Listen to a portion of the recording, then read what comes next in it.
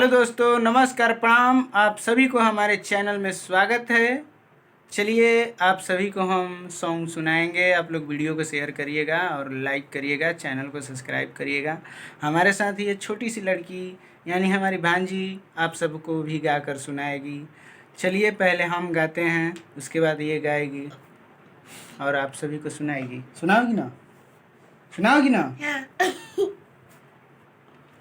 गोरी फूल झरी बाड़ू, पापा के परी बाड़ू, आ लगलू पासारे तू तो पाक पियर फराक वाली, कच कच मारो ताड़ू आँख पियर फराक वाली।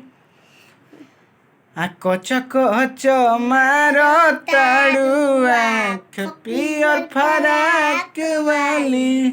आ लगने में तू हो जा जान हो, लगने में लड़की के देखी पागल आइल बड़का, लागता भांग खा के आइल बड़का।